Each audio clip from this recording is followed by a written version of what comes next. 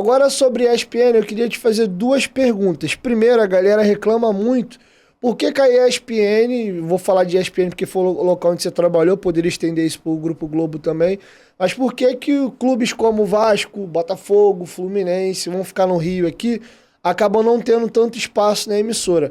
E uma coisa que nunca bateu, ô Rafa, por mais que tenha discussão de audiência e tal, como é que a quinta maior torcida, vou falar do Vasco especificamente, como é que a quinta maior torcida do país não vai dar audiência pro programa? Não faz muito sentido. E o Vasco teve um escanteamento, né? Não sei se tem a ver com aquelas brigas antigas com o Eurico Miranda, mas fato que a galera ficava chateado, queria consumir um conteúdo ali e acabava não conseguindo consumir muito. Eu entendo, né? Mas só quem passa a trabalhar de uma maneira nacional entende um pouco o que acontece. Cara, é difícil a concorrência. É doloroso. E, cara, a gente vive num país desigual. Praticamente o market share toda da televisão brasileira é em São Paulo. Então, olha só para você ter ideia, a medição de audiência, que hoje em dia essas coisas estão mudando, né? A gente tem a internet, engajamento, enfim, retweet. A maneira de se entender a audiência está mudando, né? E por que muda? Porque é o público consumidor. Não tem jeito.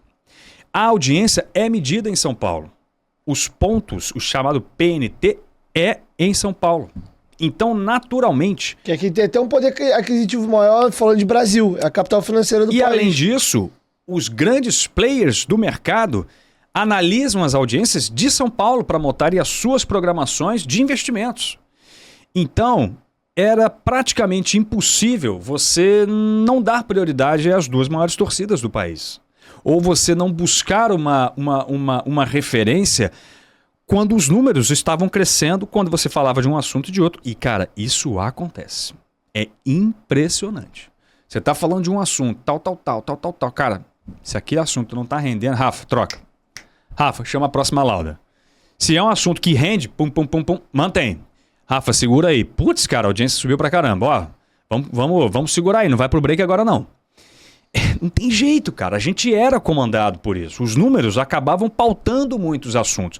É claro que a gente também tem a relevância jornalística do fato, né? Impossível não ter. Se você está falando de um assunto, a final da Copa do Brasil, Flamengo e São Paulo, o Corinthians pode dar mais audiência. Mas não pode. Você tem que falar da final. Vasco e Fluminense. É claro que você tem que falar de Vasco e Fluminense. Você tem que dedicar mais tempo. Mas é muito difícil você sair dessa amarra que é a audiência / relevância jornalística. É uma dureza de você fazer essa escolha, essa matemática, né? Essa equação. E, cara, eu compreendia, né? Muitas vezes ter que ficar meia hora falando de Corinthians, ou ter que ficar 40 minutos discutindo se a unha encravada do Arrascaeta vai ou não ser relevante para o cara voltar mais cedo ou mais tarde. Não tinha muito jeito. E eu entendo. Mas eu acho que, aí falando do Vasco, por exemplo, o Vasco se ajudava muito pouco.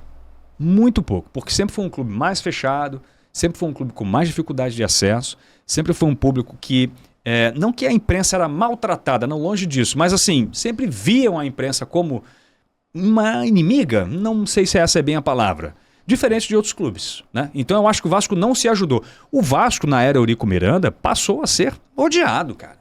Essa é a verdade, por muita gente.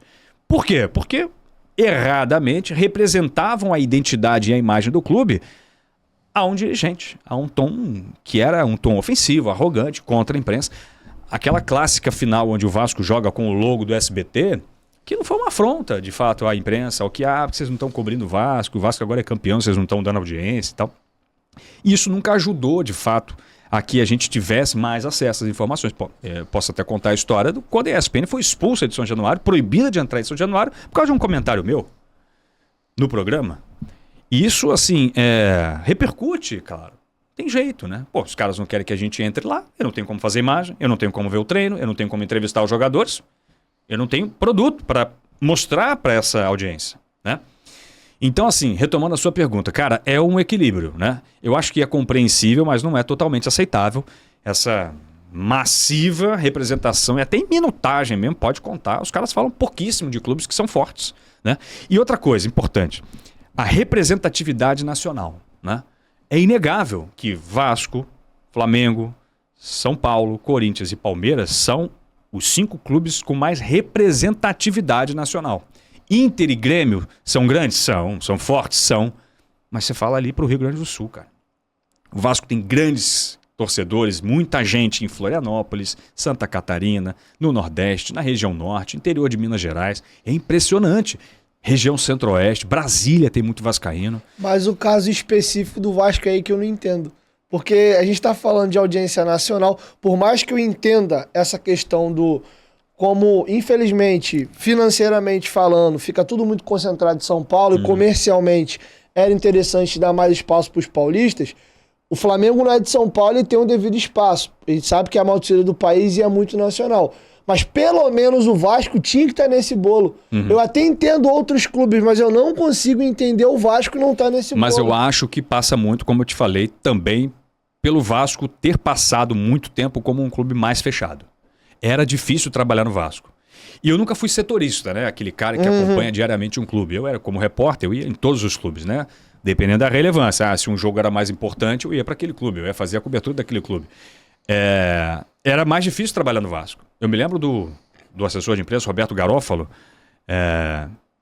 Casca grossa, cara. Era difícil conseguir alguma coisa no Vasco. O Nelson, que era assessor de imprensa, cara, fala... A Patrícia Gregório, cara, o que posso fazer, cara? Os caras não querem falar. Não é para trazer ninguém. Então, assim, era difícil trabalhar. Era complicado. O Vasco não era um clube mal visto. Longe disso. Mas era um clube mais difícil de se trabalhar. Tinha mais audiência ou menos audiência por conta disso? Acho que não. Mas, assim, era mais complicado você ter matérias e ter substâncias para poder falar daquele clube.